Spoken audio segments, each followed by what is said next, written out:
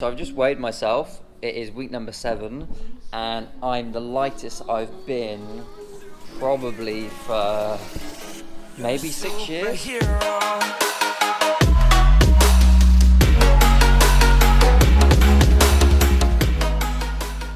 It is week number 7. Today is Wednesday.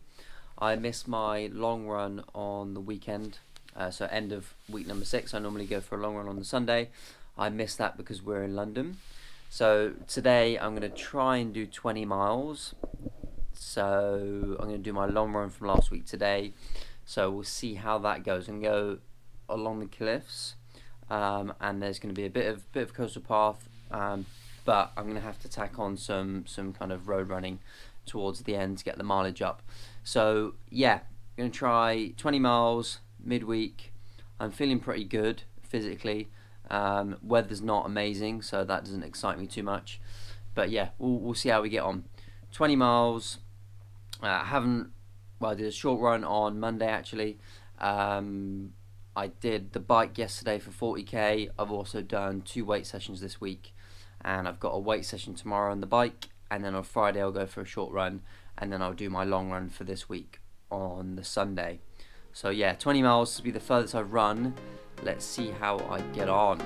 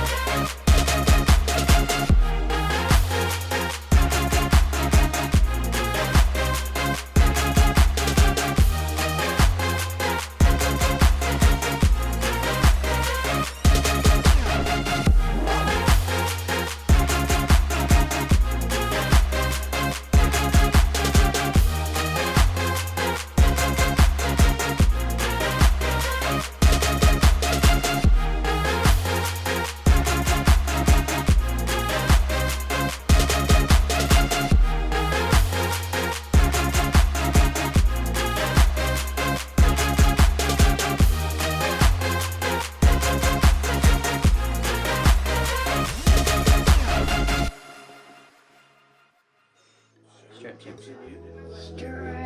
younger.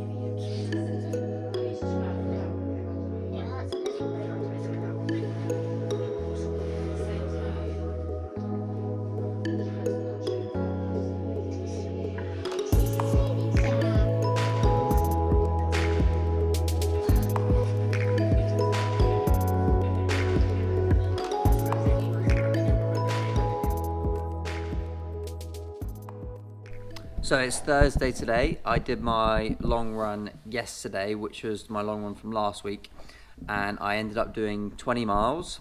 So again, that's furthest I've been so far. Last long run was 18 miles. So I was feeling a little bit sore come the end of it, but I still felt like I had some in the tank to keep going.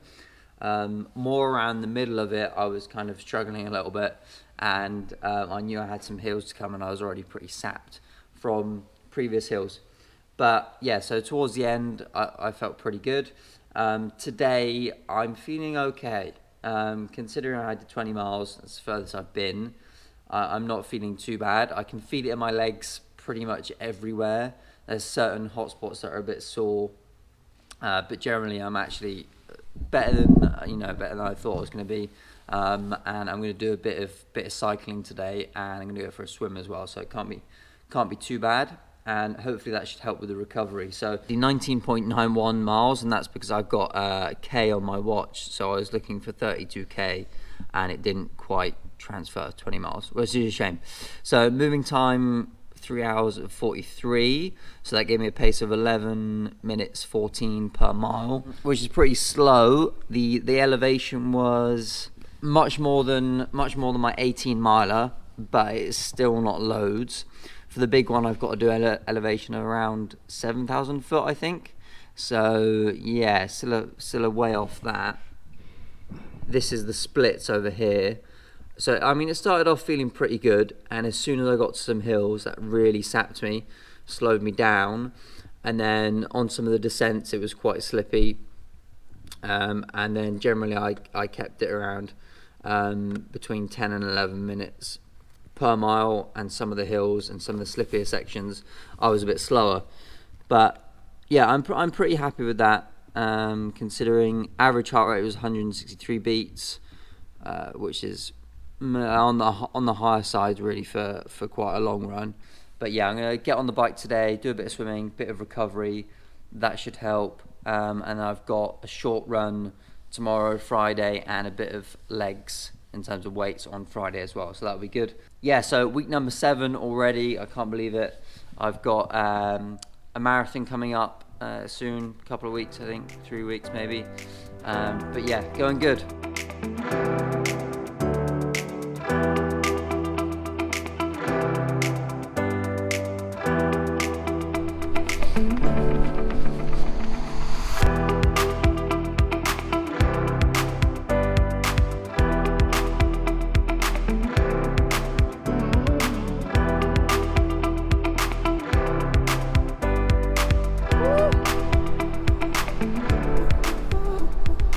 It is Friday, so I just finished up with a 10k run, which felt pretty damn good. I did it in about 55, I think, no, 54. So yeah, a bit quicker than my normal runs, and it felt super good. Considering I did the 20 miles on Wednesday, I've got no sort of aches and pains, so that's pretty damn awesome. I posted something on Instagram yesterday about missing runs and missing sessions, because I was in London last weekend on a trip, and so I missed a long run, and I could have missed it on Wednesday, but I put it in because I know that if I miss one or two runs, 1 or 2 sessions, that sets me on like a downward spiral, and it becomes much easier to miss the next one and miss the next one and so forth. And that's probably because there's no immediate consequence. So when you think about it, missing one run, you don't lose fitness suddenly, you don't gain loads of fat suddenly, but you do gain being in bed for an extra hour, or being comfortable for an extra hour, and not having to work hard. So yeah, just a little thought. I now aim to make sure I don't miss even one run or even 2 runs, because I know it's going to set me on a downward spiral. I know that the consequences of missing one aren't immediate, they don't happen, but if you start to miss a few in a row and you keep doing this, then over time the consequences do set in. You do lose fitness and you do gain body fat and you get unhealthy. So yeah, good tip is to never miss twice, and I've seen that with clients that I train and myself, and if you want to read up on that sort of thing, it's kind of habitual type thing, then Atomic Habits by James Clear is definitely a good way to go.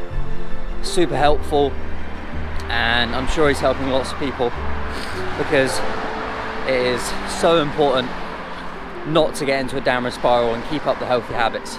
So I'm going to put a link in the description to the Atomic Habits book, which talks about never missing twice and a bunch of other rules. Obviously, like I said, I've had kind of first-hand experience with this, but yeah, James Clear knows his stuff, and it's super useful to read that book. And it's not something that I've just come up with. It's based on loads of other experts and professionals, and it's kind of a group of ideas. So yeah, links in the description for that. Great book, good read, and it really relates to me, and there's lots of other good rules in that book, so go give it a read. Have a good week. I'll hopefully see you Sunday.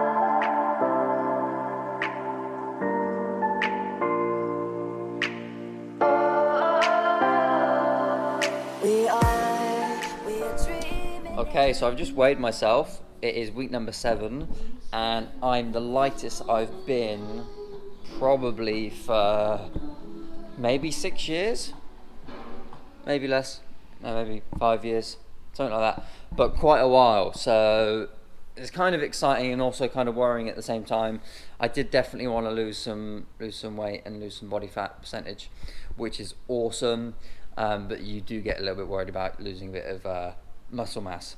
But yeah, all looks pretty good. It looks like the fat percentage has gone down a lot since I've started running and doing a lot more cardio, and the muscle percentage is 42.3%, which is good. I think that's maybe stayed around the same. One of the previous videos I've got what I weighed in at towards the start, so only a few weeks in really, but yeah, much leaner, feel a bit lighter, and hopefully that's going to make the running a bit better. So yeah, boom, and it is lunchtime.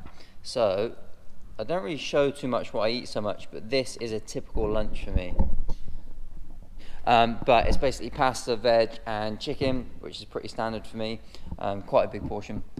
I have quite a lot for lunch. Don't have too much in the mornings, and then again have another bigger meal later on, and then snacks in between. So yeah, typical lunch for me. And I've got some exciting stuff to talk about. So this weekend, one of my clients is doing a powerlifting competition. So this is her first powerlifting competition, and I'm super excited for her. She's done so well in terms of the training. She only decided to do a powerlifting competition just before Christmas, so really only a few months of actually focusing on squat, bench and deadlift, and she's been smashing it. So on Sunday I'm going to be going to watch that, going with her, and I'm sure she's going to do super well, and that'll be good. And obviously then I'll miss my long run again, possibly.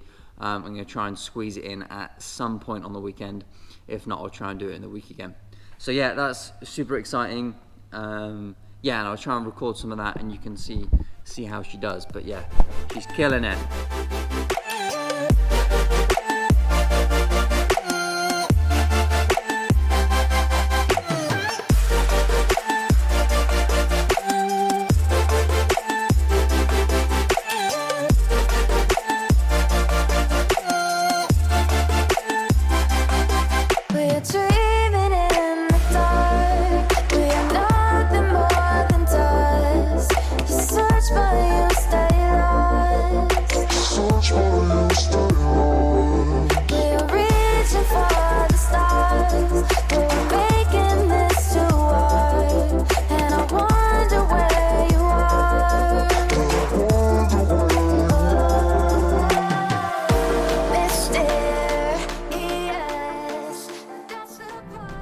Today is Sunday, end of week number 7, and I'm just on my way to watch Lindsay compete in her first ever powerlifting competition. So I've trained her for a little while and she works super hard. She's got a crazy busy life with work and kids and all those things.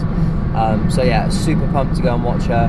I'll try and film a little bit of it, and then later on I'll try and get my run in for this week. So yeah, can't wait to watch her. It's going to be great, and she'll do really well. Huge achievement.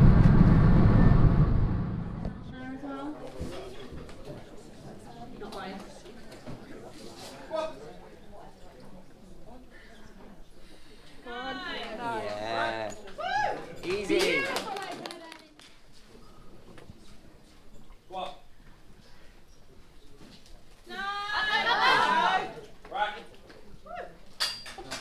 That's a lovely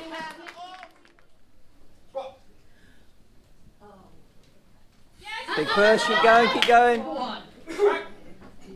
Great push through that there. Let's go.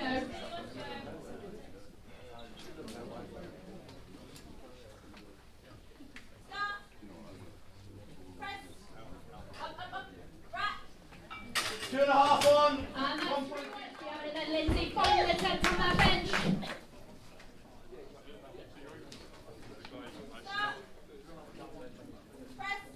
Go on, Lindsay. Big push. Oh, unlucky.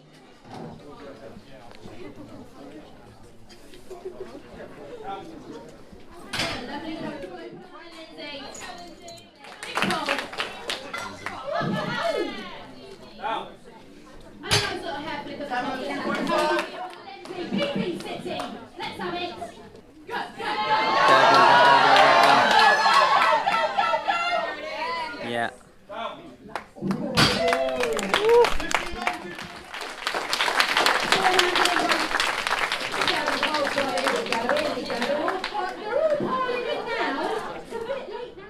I'm just on my way back from watching Lindsay compete in her powerlifting competition. So it was her first ever powerlifting competition, so it was pretty awesome. There was quite a few lifters and different weight categories, male and female. It was quite nice to watch. She did all 3 lifts. She got 130 on the deadlift, but she did get 140 up on her third attempt. But she didn't get the lights for it, which was a bit annoying, but she got 130, which is cool. She got 105, I think, on the squat, which is around where we wanted 100, so that's awesome. And then she got 55 on the bench. I did tell her to go for 60 on the third attempt, but she didn't quite get it. I think she probably could have got 58 or 57.5 quite easily. But yeah, super awesome. Congratulations to her, super proud. She put in all the hard effort, all the hard work, 6 AM starts, smashing out the lifting. So yeah, super proud, and she smashed it on the day, which is good. Yeah, so really pumped. I'm going to go back and hopefully go for a short run, and I'm training her tomorrow, so that'll be awesome. So yeah, super happy for her.